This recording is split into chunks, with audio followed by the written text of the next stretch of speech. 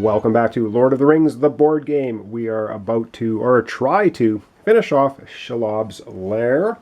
And Pippin is up. He's the ring bearer. He's put the ring on already, got us very far along the fighting track, and now he's drawing a token out of the bag, which, of course, yes, Pippin the ring bearer must move ahead one space. All right, come on, there's got to be a good token. There's got to be a good token.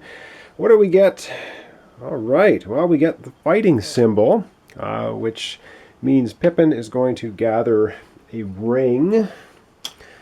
And, yeah, didn't really want him, well, kind of wanted Frodo to be the ring bearer, but I don't think we can swing that unless we go for another turn, which is probably going to be a little bit too risky. Well, he can play two cards, and he can just finish it right now with a fight card. I don't know, or does he want to try to gather some stuff here first? Get some shields, maybe?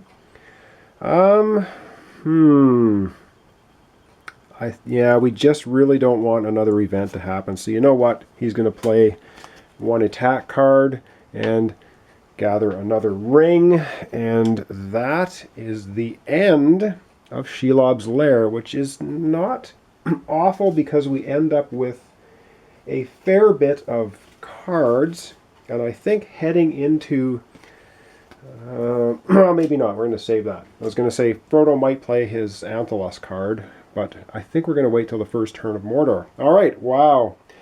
Okay, we somehow got through Shelob's Lair without losing. We didn't get the last two events, which of course we don't want events to happen if we can help it. But up next, we're going to move from Shelob's Lair into Mordor, but we have to do end of scenario events. Alright, so it's end of scenario events, so we're going to look at tokens. Frodo has 2, Sam has 2, so they're both going to move 1 up the track.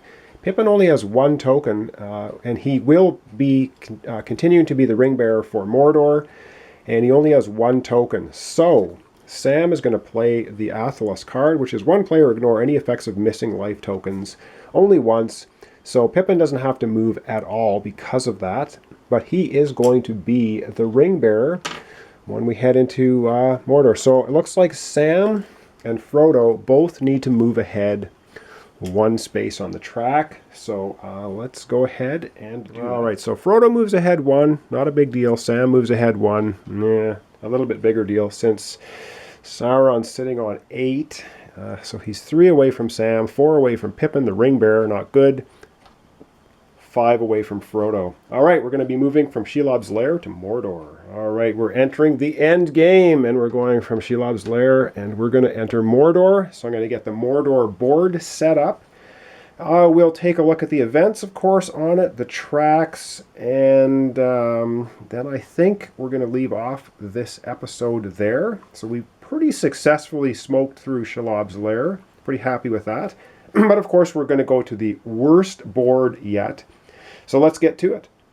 And so, of course, one end of scenario thing I forgot is the ring bearer, who is Pippin, gets to draw 2 cards. So he gets 1 fight card and another fight card. Excellent. All right, now let's take a look at the Mordor board. All right, so this is it. This is Mordor. We have Mount Doom. We've got to get the ring into the fires and destroy it, if we can, of course. And so we have all tracks on this board. We have a friendship track, traveling track, fighting track is down here, and the hiding track is here. So the walking or travel track is the longest one that gets us over to Mount Doom. Now, we are going to need hearts and suns at certain points on the events, otherwise bad things happen. So this is going to be the do or die location for us. So let's just go down the events quickly here. So the first one is Sam saves Frodo. Each player may discard 3 shields to either draw 2 hobbit cards or move back 1 space. And Frodo only has 2 shields, Sam has 1, Pippin has none. So let's hope we don't get an event first thing. The next is Lord of the Nazgul attacks. 1 player discards the Éowyn card. Éowyn is way down the friendship track here, so then each hobbit draws a card. Otherwise, each player is going to roll the die. So it's in our best interest to really hammer along there if we can. I don't know if we're going to pull that off, but that's that event. And then Battle of Pelennor Fields. Each player discards a heart token. Otherwise, roll the die and discard 2 cards. So you can see the brutalness of this board is just deadly. The next event is Mouth of Sauron. Each player discards a sun token. Otherwise, they roll the die and discard 2 cards. Bad. And the second last is Surrounded by Dark Forces. The group discards 7 cards. Otherwise, Sauron moves ahead 3 spaces. And the last one is You Lose the Game. The Ring is Mine. Sauron wins. So if we get 6 events in a row like we did in Moria, this is going to be very quickly the end of our hobbits. All right, well, yeah, this is quite a short episode, but I think we're just going to live with it being short, and then we're going to pick it up in the next episode. We're going to start into Mordor, and let's really hope we get some good tile draws. Not the horrible things that I had in the first scenario. All right, thanks for watching. Thanks for subscribing. Join me next time for Lord of the Rings, the board game. We are entering Mordor.